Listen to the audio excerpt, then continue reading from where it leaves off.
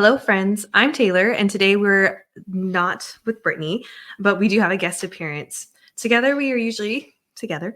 Our two sisters who are here to help you learn some tips and tricks to navigate this crazy journey we called life. We bring the perspective of a licensed mental health counselor, aka therapist, and a new mother, and a slightly eccentric mom of two. When you combine us as sisters, we like to consider ourselves as quite the dynamic duo. So join us as we talk about all life has to offer. Don't forget to follow us on Instagram and hit that follow, like, or subscribe button wherever you listen to podcasts for updates. You can also see all of our expressions and interactions posted on YouTube channel under Uhane Counseling. If you're liking what you hear, leave us a 5-star review. It helps us to know what content you like and spreads the love to others to get resources and help for their mental health needs. So as I mentioned in our intro, there's no sister, which is always very weird for me. She's out. I'm in. It's okay. I'm married to a therapist, so I'm very qualified. Our special guest today is my lovely husband, Mr. Mattson. Do your line, babe. What is my normal line? Better read than dead. Oh, better read. That's what I say in my podcast for movies. Better read than dead. She's throwing me off here. I'm just not ready for this. So Mattson is usually on a podcast with his two friends, JJ and Alec, and they do it's called What's Our Verdict, and that podcast highlights movies. So I get to watch terrible movies every month. Some good ones, but some bad ones. The last one was terrible. Yeah, it was. There's some terrible ones in this mix. And then but like the Monster Rush Squad wasn't that bad. That was the last one. We're the Zardoz or whatever before. Yeah, we're about to watch a bunch of Halloween stuff, but like fun Halloween movies, not scary, because Tay don't do scary. I don't. Well, last time they did it, was it last year during Halloween? And it was like horror movies, and I banned the horror movie from our house, so you had to like sneak watch it. No. The last one, because I was ticked. I was like, I got in trouble. So, usually he does a podcast movie thing. They analyze a movie, talk about it, share your opinions, right? Mm-hmm. And just have a good time. So if you're interested in that, check it out. They do some funny movies. And sometimes I pop in and give my 2 cents on how crappy the movie was, because usually they're crappy. She just yells. It is a lot of yelling. Yeah, that's when I don't look like a therapist. So today we are actually highlighting a movie, which is why I thought Matt's would be a great co-host, because you're. Yeah, we wanted to watch Inside Out 2. For those of you that have Disney, the Disney Plus bundle, it's now out on Disney Plus. We missed it at the theaters. Yeah, we didn't get a chance to see it in theaters. A little harder to see movies in real time with the little one. So we've been waiting for this one to come out, and it just has. So we took an opportunity to watch it over the weekend, and excited to talk about it. It was a lot of fun. It was. I feel like there's a lot of things behind it, but yeah, married to a therapist, it makes you probably. Yeah, watching this movie, I will say, is probably a little bit different than your experience, because I was watching with the therapist, and she was like, "Oh, they're talking about this and that," and like, "Oh, that's interesting." I'm like, "Can we just watch the movie?" But no. Well, it's funny too, because you even like anxiety's giving you anxiety at one point. Oh like, yeah. No, she's like making me physically anxious. Like it was funny. I don't know if anybody else had that experience. Did you get anxious watching her? Well, we're gonna talk about it, but. Okay. In terms of, if you haven't seen Inside Out 1, you should see that too. Inside Out 2 makes sense, but it's really just a continuation of the first one. Like, why am I forgetting the main girl character's name? Joy is just, well, no, what's the girl's name? That Riley. Riley is the girl. Joy's inside her head, obviously, but it's just a continuation of Riley being a little bit older, and basically the stories of her starting to hit puberty and what's happening in her body, really in her mind, and the emotions that hit her. And that's kind of the premise of the movie, and it really takes place over just like a weekend. Mm-hmm. Well, it's interesting because I feel like the shift for puberty is fairly quick when they start having these really complex emotions all of a sudden hit. So I liked that they showed just how disaster it could go in like 3 days. Yeah, I mean, it's not realistic to the sense that everything that happened in this probably isn't happening in this grand of fashion in one weekend, but it could. No, I like being teens can tell you within a day, within a week, like a lot of stuff happens in this. And the reason for that is because these are very, like even in the movie, they say like, this is a complex emotion. Mm-hmm. And we're much more sophisticated than you. And it's true. Like, but then, yeah, we'll get into the movie. But so it starts off, if you didn't know, the first one, Inside Out, has basic emotions. Do you remember the emotions, babe? Joy, anger, fear, disgust, and sadness. Mm-hmm. And they're very core basic emotions, right? Like, yeah, they're like the flight or fight. Basically, joy is the one that's, I mean, although not so much within that, but it makes sense for the movie. My favorite out of those is definitely fear. Fear makes me laugh, and it was really funny in this movie. Just some little words they say, and then second favorite's anger, because sometimes it just does random things in anger, and He it just makes you blows laugh. up so Yeah, funny. remind us of Banks Yeah. sometimes. But that's the point, is like there's so our baby's one. And then it's supposed to be like they're supposed to be little and like kind of more naive. And as they grow up, they're meant to be more basic and subdued. But then in this movie, so Riley turns 13 and she gets puberty. And then we have new characters introduced. Do you remember the characters' names now? There's embarrassment. Yeah. There's anxiety, of course. Nostalgia does make an appearance, but it's not really part of the movie. She's a granny and I loved her. There's envy. And then what's the Ennui. ennui is Boredom. boredom. Yeah. That's an interesting one. I don't think we're missing any. No, that was it. I think yeah. Those are the ones introduced. Yeah. So it's funny because at the beginning of the movie, all of a sudden they're little like, if you haven't seen it, you definitely watch it. We are going to give some spoilers. Yeah, spoiler at this point. If you haven't watched it, you should watch it, then listen to this. Not that there's much to like necessarily give away, but yeah, watch the movie first. Yeah, if you just get annoyed with spoilers, we're going to do those today. But they build this, like they have a master keypad, and all of a sudden these little worker guys come in and tear it all out, and then like make this really complex one. There's a warning light that goes off. Remember? Oh yeah, and puberty they all alert. wake up in the middle of the night, and then they like eject it out of the console. And then the worker people show up. Well, Anxiety shows up too with all their bags, and she's like, "Hi!" And she's like, and it's funny because Anxiety is literally the poster child for People Pleasers Anonymous Club, for sure. She was like out there, and then when she lost her biscuits, she lost her biscuits. So she looked like she was from. It's not Sesame Street. What's the Muppets? She looked like she looked like a Muppet version. They did a good job. They did a good job of her. Yeah. So in the show, it's showing all these complex emotions, and it's interesting because Anxiety at first was like, "Oh, I thought we could work together," to Joy, and then she kicks all of the old emotions out. And I loved that representation. I thought that was such a good representation. They literally bottle them up in a jar. I loved, and what they said, we're suppressed emotions, and I was like, oh, that's clever. And they put him in the secret vault prison. Mm-hmm. That was so smart. Like some of the ways they showed these things was just smart. I thought it was like creative in how they showed these concepts. The back of the brain were like disposed of memories that Riley didn't want to remember. So Joy would get rid of all the ones that were confusing or sad. And I just loved like all the ways they like pulled it in. Ennui was definitely a very typical teenager.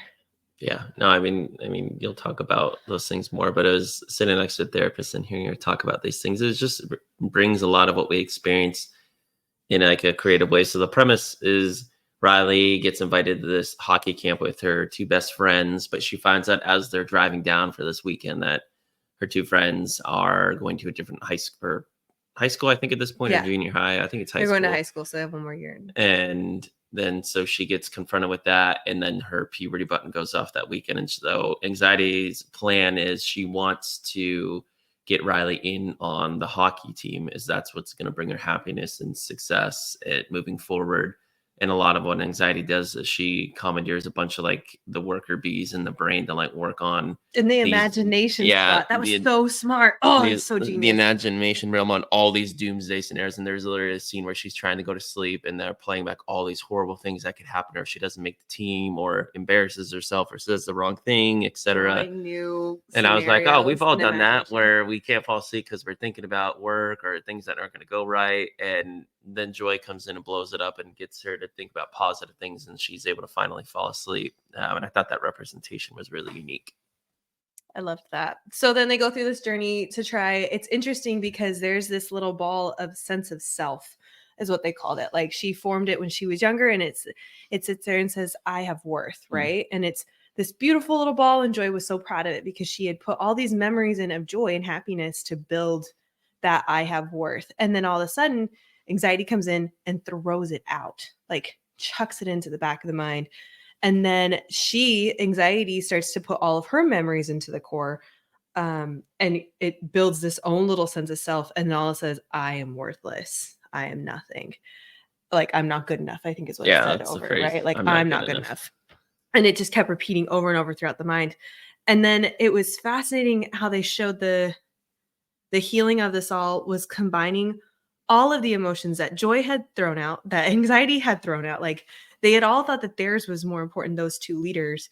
And then eventually at the end, they realized that every single emotions was important and that they needed all the memories with the two combined or the multiple, all of them combined.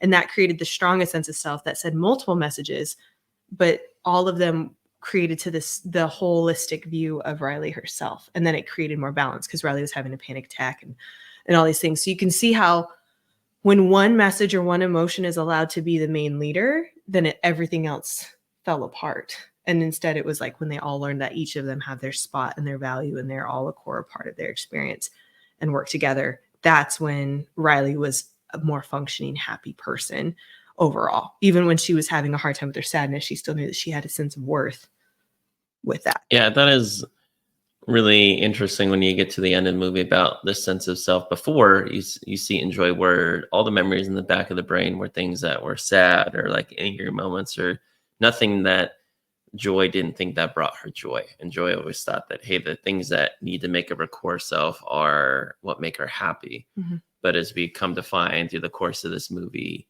Joy understands that what anxiety is trying to do isn't wrong. It's just her approach is just too extreme and detrimental to Riley's sense of self. But she realizes as she's starting to help put Riley back together that it's all these emotions. And so you see the color of her sense of self at the beginning of the movie is this radiant white. But then it turns into this like orange red one, Which that's is anxiety's color. reflecting anxiety's color. But then at the end, it reflects everyone's color. She's like, I'm a good person. I am helpful. I Sometimes can be selfish. I can be selfish. I can be sad. I can be a good friend and I can be mean. bad. Yeah, all these things because we're all these different type of emotions. And I thought it was really interesting that from a parent's perspective and just me just being a human as well, as we want to always be labeled the best thing, the good thing, but we're all these other things as well. And it's okay to own that and know that it still makes us who we are. And I think when you're trying to think of yourself or how to parent your kids and how I want Banks to be, like you can't run from those things. You can't hide from it. You don't have to be ashamed of it. Well, I really see Joy as like Riley's mom, almost in a way. Like Joy sees it as herself to be her guardian and her protector, and like I'll have her mommy, and you should always be happy and always be fine, and like I only want you to have the best experiences and forget all the naughty ones or get all the bad ones or all the sad ones. And with Banks, it made me really think like, yes, naturally that's my instinct is to be like only the good stuff, but I need him to take the hard hits so then he is a well-rounded human. And I think this movie highlights that really well, that theme. And I think it's interesting how they not only pulled in like identity formation, which is huge, especially for adolescents and teens. Like that is a stage that you get a sense of self in and a stage of independence and understanding who you really are, which is why teens are so hard. But we love them dearly. But there's also like pulling in, mood swings where it's like these things are unpredictable and these are sophisticated emotions trying to learn how to work with old emotions that are pre-established. And when they bottled them up, I thought that was so genius. Like you're showing how teens do it. They're like, this emotion should matter, this one shouldn't matter, and they're sorting out importance and hierarchy and which one should run the ship and not, instead of using all of them together. So they highlighted like the mood swings, but they also highlighted like peer pressure.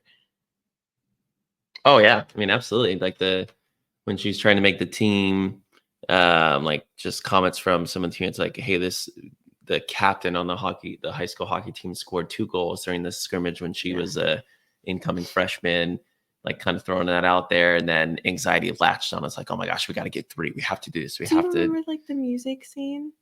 Oh yeah, it's sarcasm. The chasm in her brain got created because the wanted music to deny that she liked her music she knew wasn't cool to these girls that were older. But then she's like, "Oh, you think I like this band?" Like, actually, no. But she really did. And her 2 friends that weekend that she was basically not hanging out with were like, "No, Riley, you really like them." Like, then she still leans into the sarcasm. And then when they thought she was from Michigan, but I can't remember what state she was actually she's from Minnesota originally. Yeah, Minnesota. And she didn't want to say no. So she just and went with it.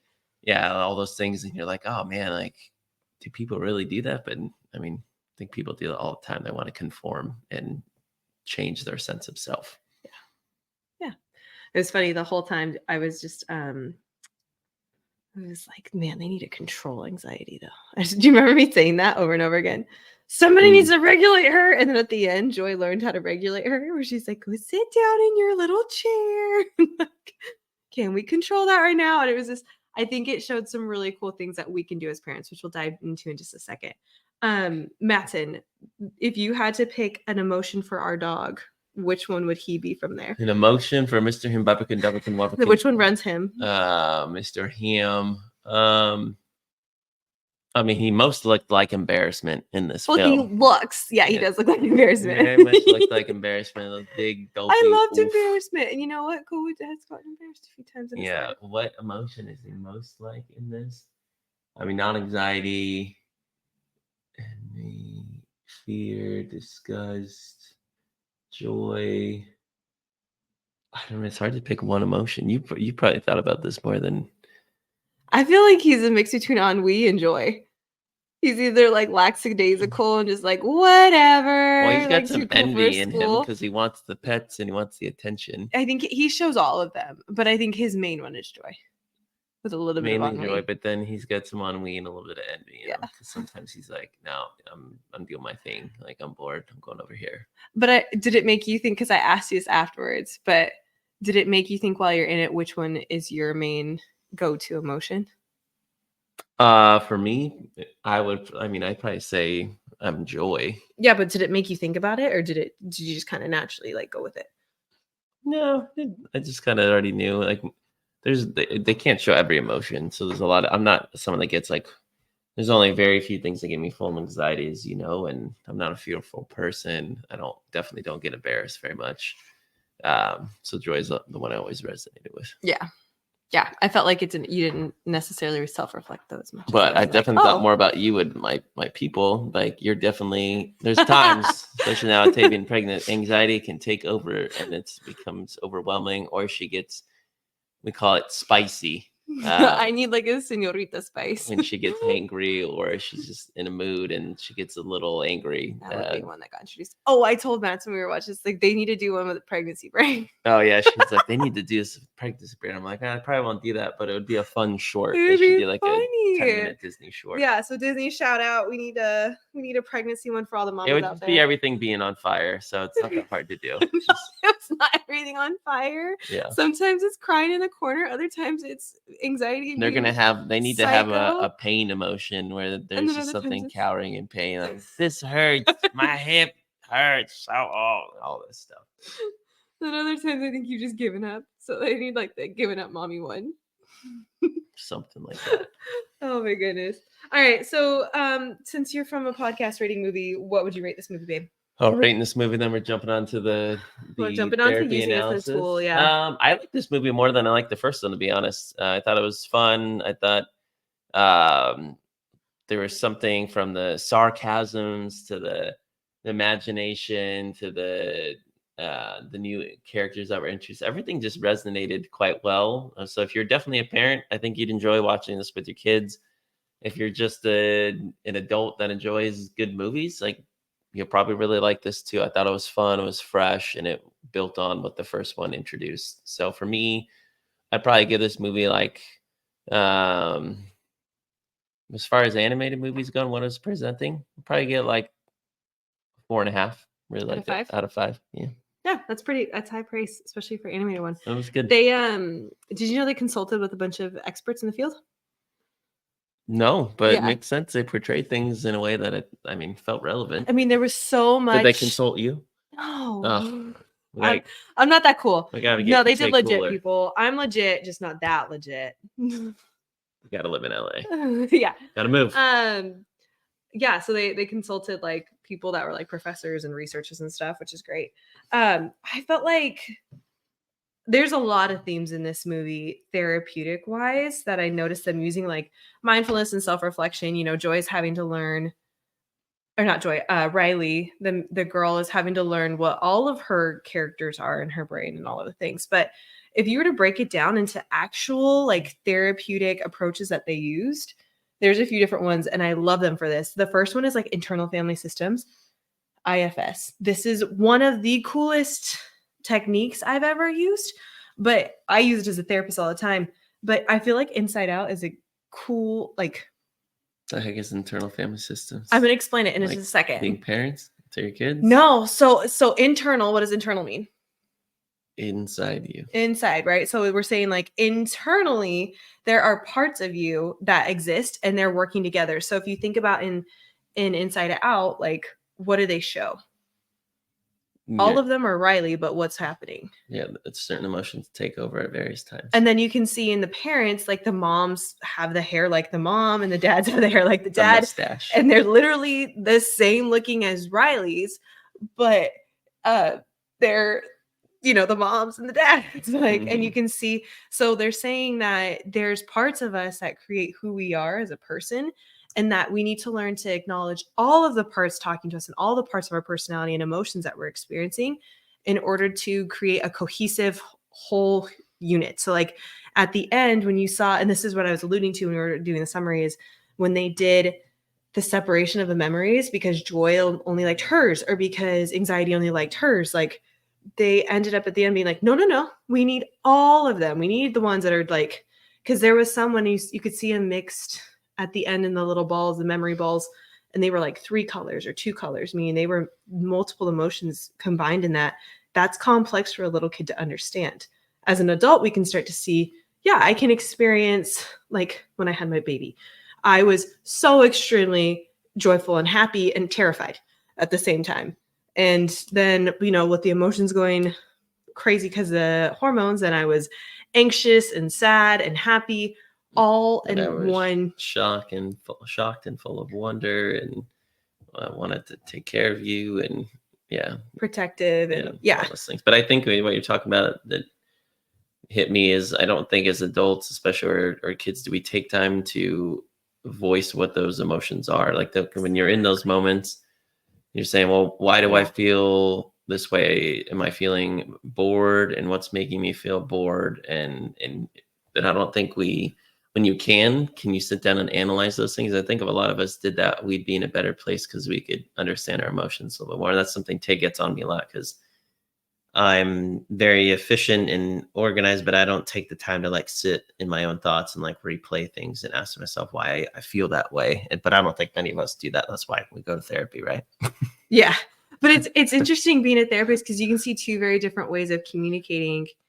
And then in experiences, a lot of times, like how you talk to Banks versus how I talk to Banks, I'm very much like, oh, that makes you happy. Like I'm a very reflective emotions person because of just what I do.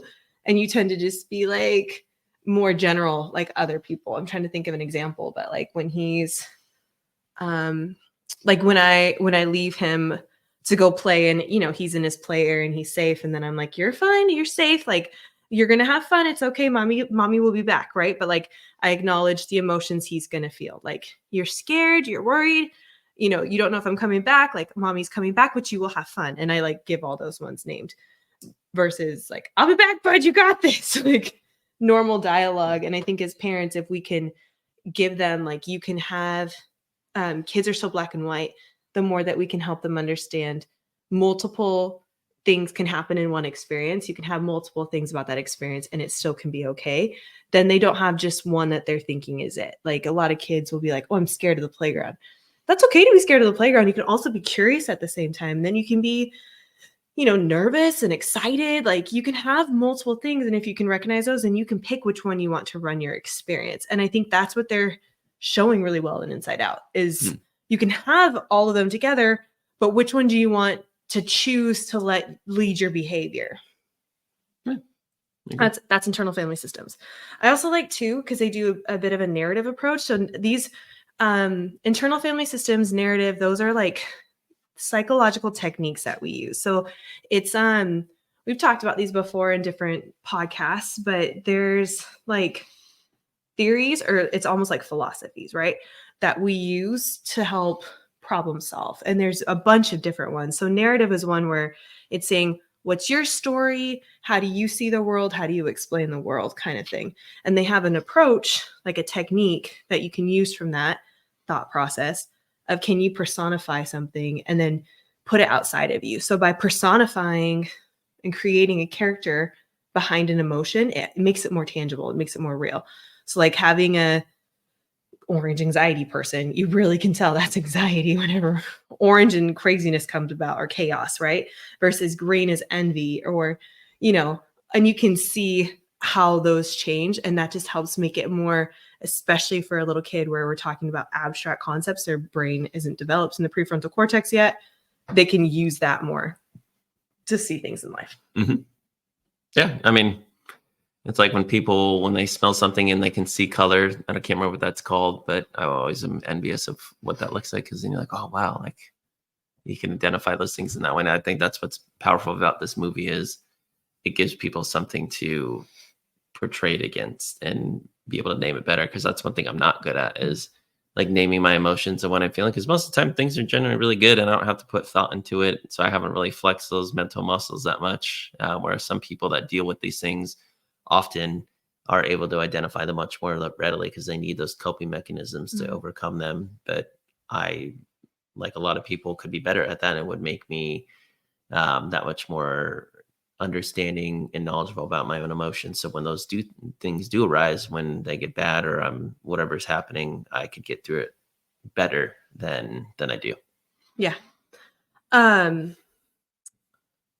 Yeah, I think those are like the main ones that I was really excited about. They also do some like cognitive behavior therapy. That one's shifting like how your brain thinks and the way that you process information. And you can even see the way Riley's brain changes throughout the movie is showing changes to how her brain is core function is, right? Like there's islands at first, the back of the brain, you just shoot things to the back of the brain, you can just walk across the brain.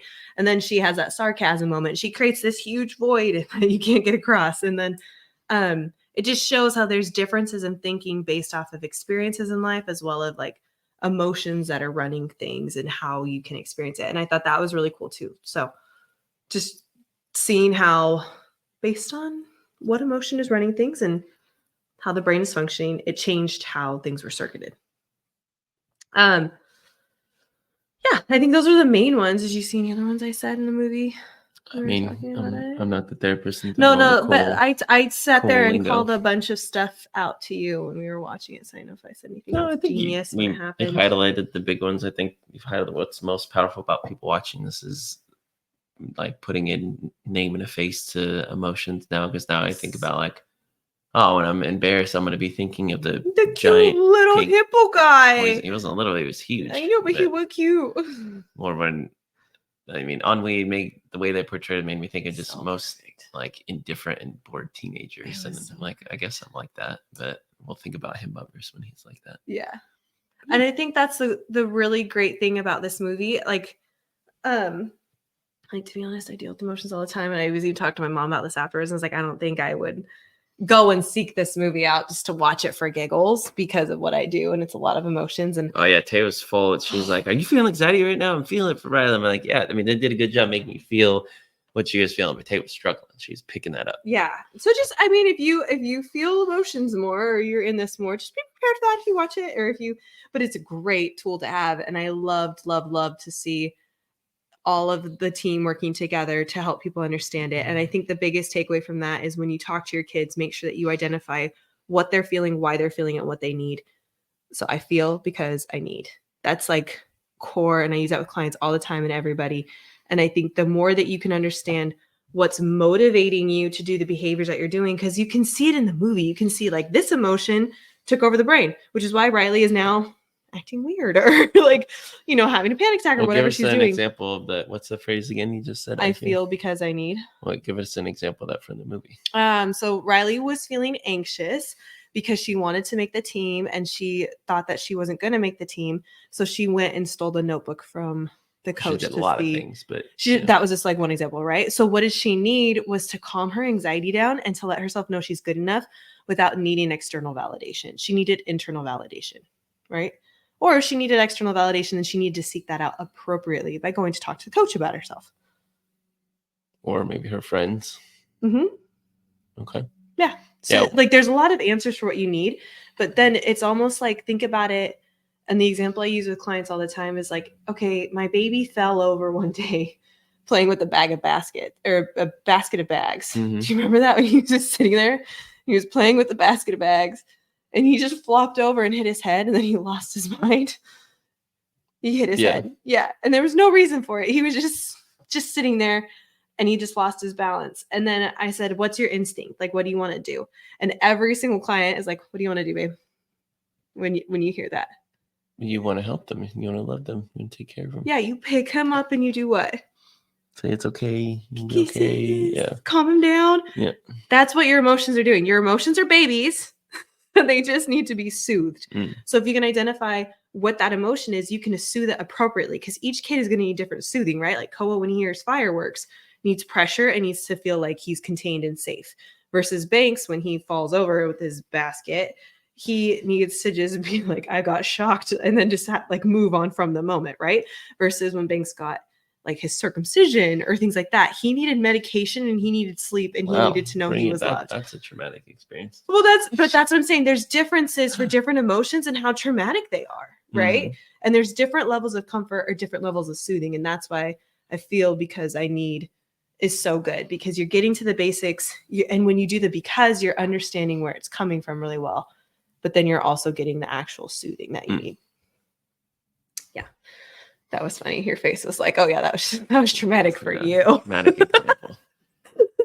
I think that I feel Because I Need, when you think about your kids or you think about yourself, or if you're in a relationship, I think that type of mantra is something that when I was talking about earlier about taking time to sit with your thoughts and think about things, that type of exercise could really be beneficial to work through some things that pop up. Again, it takes time though, and I think we have to be intentional about that. I definitely and you literally have to do like a formula to get yourself there. But it's been really interesting. There's times during our because I'm really good at this, I feel like in general, but pregnancy wise, Mass will be like, I don't know what you're feeling. I have no idea what I'm feeling. Like the emotions aren't computing the same and they aren't the same. So sometimes in life, you think you got it and then you don't. And then like pregnant me is not the same emotion. You think Tay's got it all put together. She's good at giving the advice, but sometimes I'm like, not when it's hormone emotions, because they aren't real emotions. They literally just need like a pregnancy lady, one of these, and just to have a pregnant lady in the corner just doing all the things she does, and that's an emotion itself. I think there should be a word for that. There is somewhere, I'm telling you. Okay, so that's kind of the basic core therapy concepts. So some of the tips that you can take out as parents, and I think this is something that I really love that I guest starred my husband so we can talk about how we're going to use this with our babies. Oh. Yeah. How are we going to use this with our babies? He's going to be a perfect child. No, he's going to be a hot mess, but he's cute. I think the first one, like what we just said, I feel Because I Need is key, but your kids also need to have the vocab. And this movie is great to give them a sense of grounding and vocab for understanding what emotions are and understanding kind of like a general thing of what they are. Because when we say like, oh, you have anxiety, I have some clients come in and be like, I don't know, I just have it. I'm like, what does that mean though? Like, what does your anxiety's personality look like? Because it's different with everybody. And I think that's where this movie can give you a key reference to go back and be like, okay, so in the movie, anger was like this. Do you feel like your anger explodes? Or like when I was little, my anger was really slow burning and then I would just snap and then be done. And now my anger is a spicy Latina, like si señorita, like mine would look a little different now. Yours would look different too, probably. Yeah, the things that would embarrass me or cause me to fear, feel sad, like everyone's got their own triggers. Exactly. So then you can kind of figure out what personality behind the character you have, and you can give better vocab for that. I think too, it also leads to good conversations or tools that you can bring into the home. Like I have little emoji faces that you can put with some of the Inside Out characters. So I actually have the Inside Out characters at the office when I worked with little kids and emoji faces, and we would pair them up and be like, which ones do you think are related to anger or related to fear or related to whatever? And then you can kind of give them more understanding of there's even more emotions out there than just Inside Out ones. And they can start to see more of those things. So those like little emoji faces are pretty cool that you can use. Yeah, I can see that would be helpful. He's like, Banks is only one right now, so he can't vocalize enough to speak, or like he can give some very base emotions, but even then you're still trying and kind of deciphering. But the older your kids get, obviously if they have these examples, I can see the power and how that would help a little bit more, because talking about these things but not having something you could root the examples against can make them feel too abstract. But this movie, again, if you watch it and want to have a better foundation for that discussion, I can see how it definitely help. I think it also helps too, because our little guy is so little, but the other day he was really grouchy, and we have this Pooh Bear that has a happy face on an ear and an excited face, and then a sad one and something else on one of his feet. So like they're little buttons that he can push, and he was pushing them and he kept going back to the sad one. And he kept hitting it over and over again. I was like, yes, you're sad today, aren't you? You grouchy today. And he kept pushing it and you go, ooh, ooh. And I think having tools, and I don't know if he knows or not, but I know like tones they know, and like Pooh Bear's tone would change with it, right? Like, I'm sorry, you're sad, and that's having tools like that where they can understand, and you're introducing it so young can help them with their development. But even you can do this older too. Like teens love it when I bring up Inside Out because they're funny characters that they've seen the movie and we still can talk about it that way. So any stage this works. But you want to give them good vocab so they understand the base material that we're talking about. And even you understand. Then you guys kind of have like this, emotions are a really weird language. So I feel like if you can kind of have something like base reference that's similar, it helps clear up a lot of inconsistencies. I think it can help with, I'm not the biggest fan of role playing, actually. I kind of hate it, especially after grad school, but it can help with role playing techniques. That was a suggestion I saw. You can do that. I don't want to do the role playing. Like role play how? They're saying like you can role play exercises as parents or like with your kids to encourage things like when they're feeling an emotion and how to process through that. But I almost think it'd be easier like if Banks was playing like Inside Out, like with the characters or something, I'd be totally fine doing that, like playing it back and being like, oh, I'm happy, and or I'm whatever, and doing it that way. But actual role playing where it's like we're gonna role play this scenario out, like kid punches you in the face, how do you feel? Like I don't like this. Yeah. So those are some good tools that we have. I think another one is it teaches empathy. It teaches that other people also have what you're experiencing. Helps widen out your view. I loved that they showed the mom and the dads. Did you know that there's we watched that, the little short, there's this anger short that shows where they're going on her first date. And then it shows the mom and dad's emotions in that one too. And I loved seeing that because it shows we all are experiencing these things. And I think it gives the kids more empathy for us as we're experiencing things, but it also gives, like just everybody a holistic perspective of we all have our own little team in our head. How are you reacting to it? Yeah, I thought that he did a good job showing that. It's fun. Yeah, it was a good time.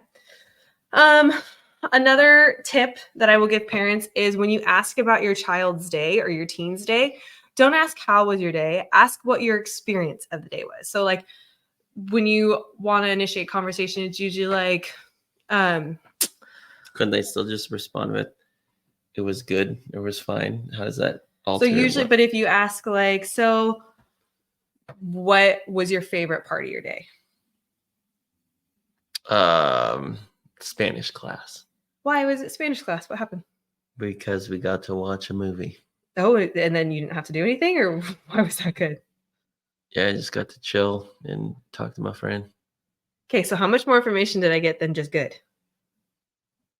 I mean, a lot more. A lot more, I still try right? to give you like no information. I know, but even there, I got more because then I can go into like a Spanish class. Your like least favorite usually, or is it like with teens? I'll usually go into more of that, or I'll go into oh yeah, what friend is in your class? Like, oh, how long have you known them? Or, asking more about the friend in their relationship, or is it a new relationship? You can get more experiences. Like, why so many questions? I know. But you can actually I eat my chicken nuggets. But you can do a conversation without asking a ton of questions too.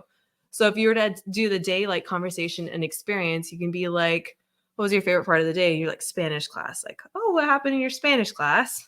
What was your answer? Watch the movie. Watch a movie.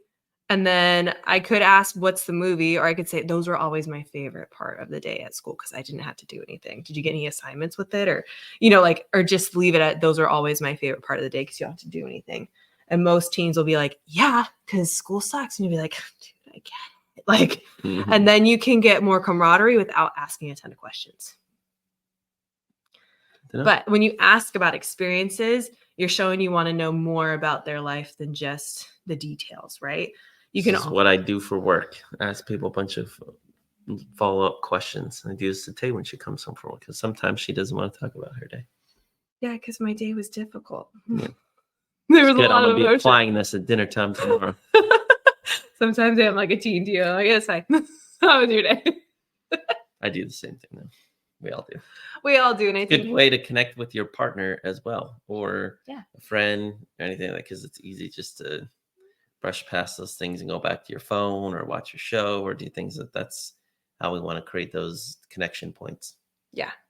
Talk about experiences, talk about like shared experiences.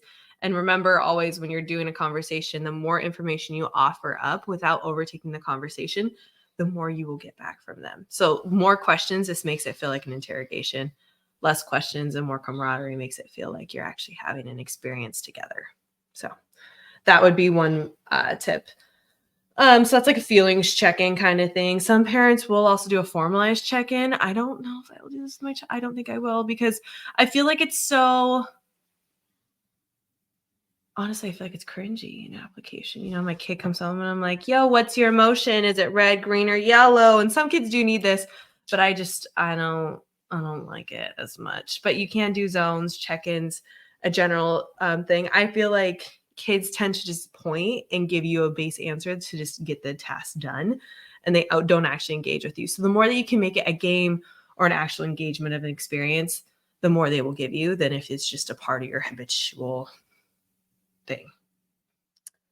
Yeah, I think those are my main ones. I mean, some people say like you can do games to prep them at other times, like emotion charades or things like that. I feel like we use a lot of music in our house. Music is probably the biggest way that we show emotions. Banks loves music, so he'll usually base his mood off what's going on. Bounce. Get really excited if it's upbeat or really like just chill and move. Well, I know we're getting to the end. It's like we talked about a lot about teens, but for adults or parents, like what things would you want them to take away from if they were to watch this movie to help themselves as well? We all have mixed emotions. Acknowledge all of them going into a situation. Like they all create who you are as a sense of self, but also they all create your experience. And if you can acknowledge all of them, then you don't have to get all of them, but if you can acknowledge the main ones, you're going to do a lot better processing the information. And then I feel because I need is huge. Identify what you're feeling, why you're feeling it, what you need. And the last one is to try and initiate more experiences and emotional connection. I feel like we need to make I feel because I need stickers. Put on Stanley's. Probably. Put on your phone case. I know that's something I say bumper all day long. sticker. So people Who would does love bumper that. stickers anymore? Koa. Koa. Riding his caboose. Oh, gosh. Yeah, I think if you haven't seen it, go watch it. I think it's thought provoking. Would give you an opportunity to talk with your partner, your family, yourself.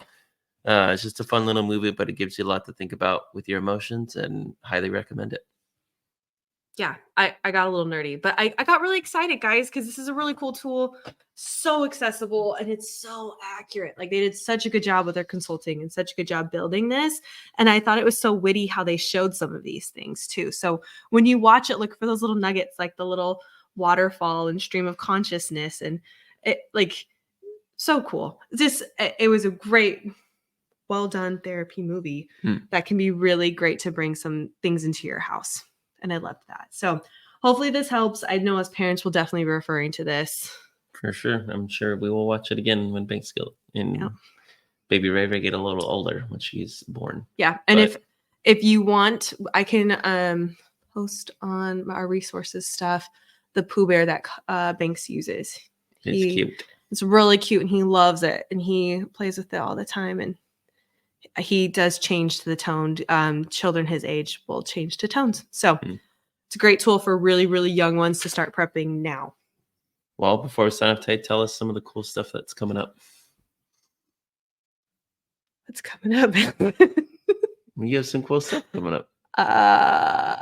If you're in the Puget Sound area, we have a workshop coming up on November 2nd for parenting teens. It's a stress less parenting workshop that gives you tips on how to be able to work and navigate with your teens, on being able to give them tips and tools to manage their stress as well as to manage technology use. That's a huge subject and a lot of parents want, as well as we have free teen yoga classes with the Spark Hot Yoga Studio.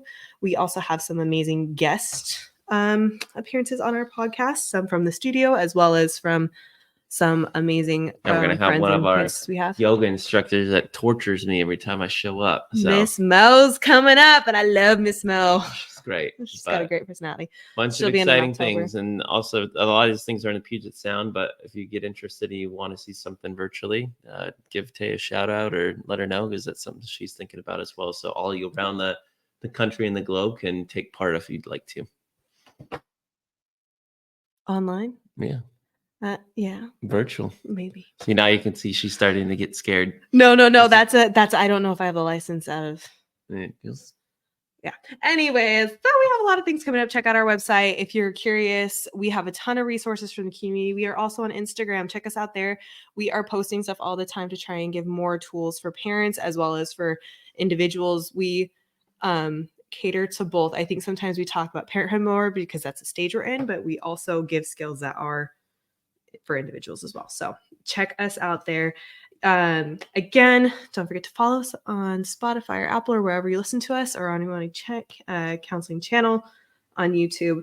We are always trying to get more resources. So Thanks, everybody. bye. Bye.